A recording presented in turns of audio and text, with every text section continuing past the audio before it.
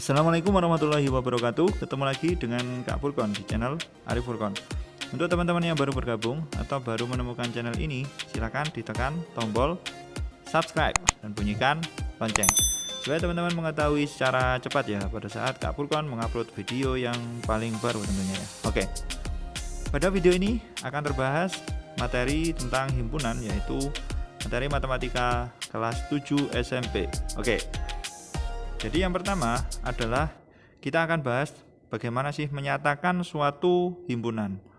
Jadi himpunan itu sebenarnya apa sih teman-teman?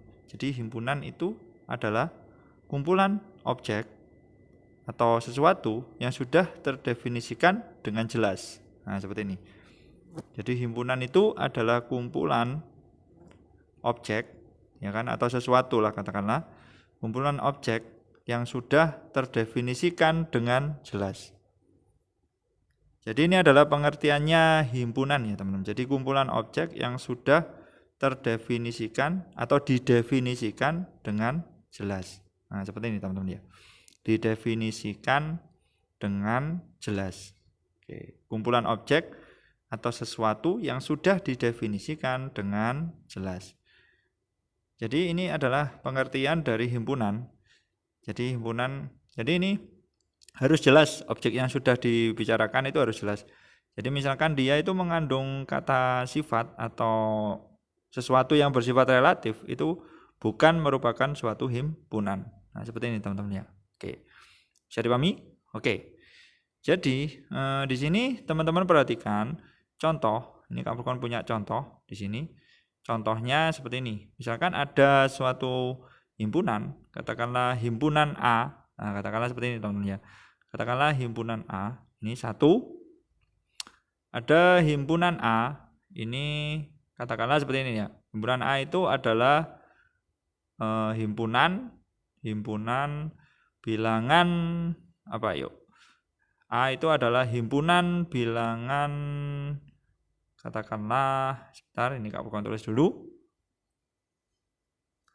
Himpunan bilangan apa? Katakanlah bilangan ganjil atau bilangan asli ya. Jadi himpunan bilangan asli, himpunan A itu adalah himpunan bilangan asli. Ini sudah himpunan ya teman-teman. Jadi objeknya itu sudah jelas. Dia itu harus bilangan asli. Nah, kalau nggak asli nggak ikut himpunan ini. Nah, dia kan sudah jelas. Kemudian B, katakanlah ada himpunan. Nah, ini seperti ini teman-teman ya. Himpunan bilangan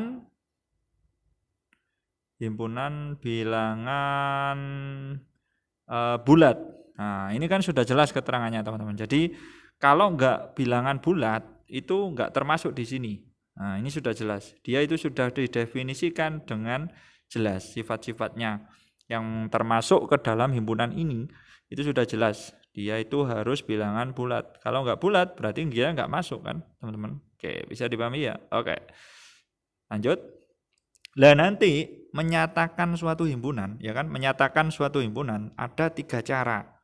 Apa saja caranya? Nah, ini akan Kak Furkon bahas satu persatu teman-teman ya.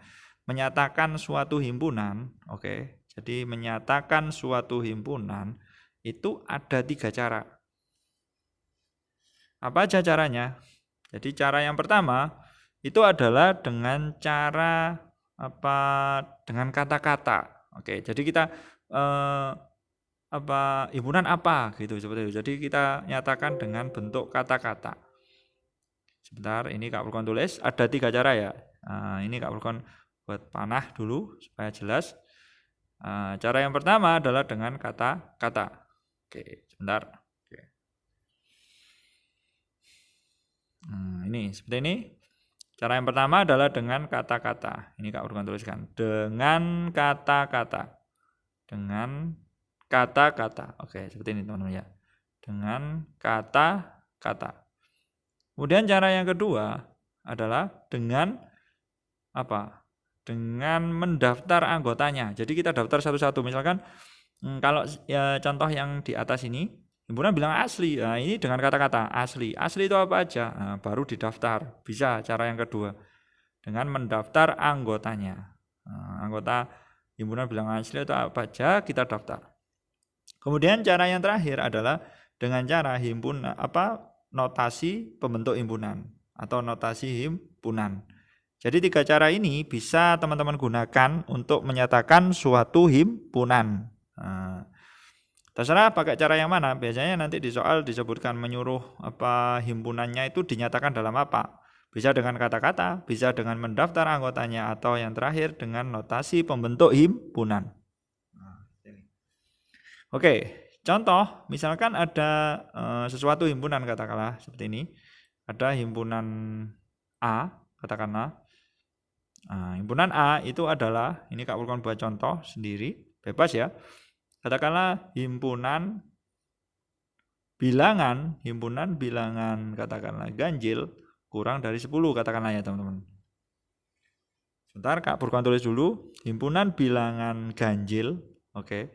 Himpunan bilangan ganjil kurang dari 10. Oke.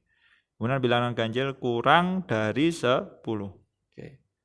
Kurang dari 10. Nah, seperti ini teman-teman ya. Oke. Kemudian yang ini berarti dengan apa? Dengan kata-kata atau mendaftar anggota atau notasi. Ya, ini sudah jelas ya. Ini menyatakannya dengan kata-kata. Jadi kita tidak tahu bilangannya itu apa aja. Hanya disebutkan kata-katanya. Pokoknya dia ganjil kurang dari 10. Ini kan sifatnya dengan kata-kata. Ini cara yang pertama dengan kata-kata. Kemudian bagaimana kalau himpunan ini kita nyatakan dengan mendaftar anggotanya? Ya boleh. Jadi kalau kita daftar anggotanya bilangan ganjil kurang dari 10 apa aja? Ya 1 sampai 9. 1, kemudian 3, kemudian 5, kemudian 7, kemudian 9. Nah ini kalau ini dengan cara mendaftar anggotanya. Seperti ini teman-teman ya. Ini dengan cara mendaftar anggotanya. Nah kemudian cara yang terakhir bagaimana Kak? Dengan notasi pembentuk himpunan. Nah, berarti biasanya dinyatakan dalam variabel. Namanya aja notasi, berarti kita nyatakan di dalam variabel. Oke. Jadi ini dengan mendaftar ya teman-teman. 1, 3, 5, 7, 9. Berarti ini dengan cara mendaftar. Oke. Kemudian cara yang terakhir yaitu dengan cara notasi pembentuk himpunan. Nah, notasi itu bagaimana? Berarti ini X sedemikian hingga, kemudian ada X kurang dari 10. Nah, nulisnya kita bisa kan notasi pembentuk himpunan berarti biasanya dalam matematis ya. Bisa tanda lebih dari, bisa kurang dari, bisa sama dengan. Pokoknya muncul notasi matematika seperti ini. Jadi X sedemikian hingga, katakanlah X kurang dari 10 kan, nulisnya seperti ini. X kurang dari 10. Kemudian X elemen atau anggota ya. X elemen, nah, dalam simbol semua biasanya teman-teman. Bilangan ganjil. Nah, seperti ini. Bilangan ganjil. Nah, seperti ini. Bisa dipahami? Oke, ini kalau yang cara yang terakhir ini dengan notasi pembentuk himpunan. Oke, kita tuliskan. Aku tuliskan notasi pembentuk himpunan. Nah, seperti ini ya teman-teman, notasi pembentuk himpunan. Oke. Notasi himpunan gitu aja ya. Oke, saya kira cukup ya untuk penjelasan materi dari Kak Fulkon di channel ini. Semoga teman-teman yang menonton video ini bisa paham ya bagaimana caranya menyatakan suatu himpunan. Oke, salam semangat dari Kak Fulkon. Sukses selalu ya bagi teman-teman yang sudah menonton.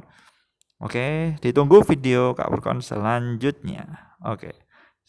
Wassalamualaikum warahmatullahi wabarakatuh.